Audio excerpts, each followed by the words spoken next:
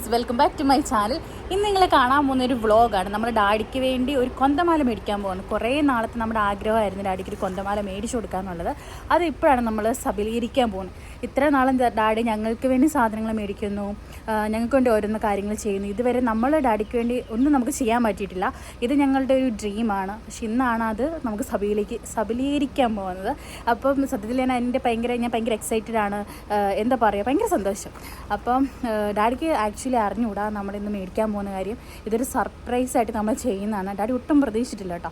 അപ്പം അതിനു വേണ്ടി ഞാനും മമ്മിയും കൂടെയാണ് പോകുന്നത്. ബാക്കിയൊക്കെ നിങ്ങൾക്ക് വഴിയേ കാണാം.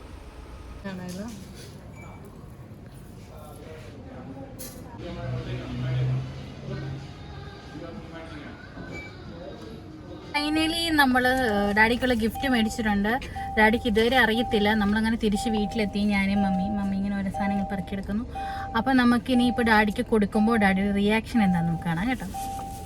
ഡാഡിക്ക് ഇപ്പോൾ ഒരു സാധനം തരാൻ പോവാണ് സർപ്രൈസ് ആയിട്ട്.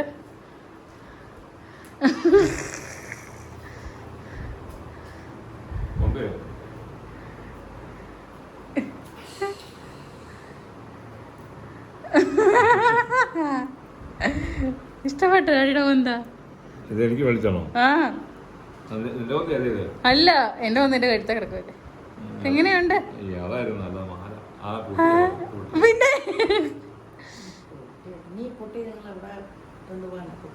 അതപ്പോ പാവം കൂടുതലുണ്ട്. ഇത്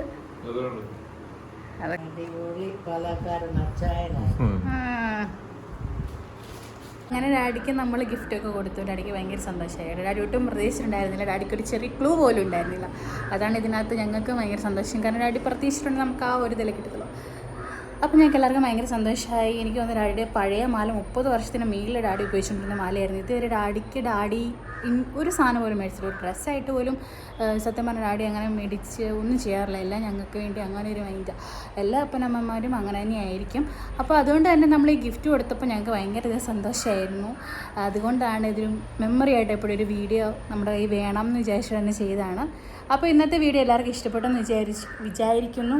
അപ്പോൾ ഓക്കെ, ഒത്തിരി സന്തോഷത്തോടെ ബൈ ബൈ.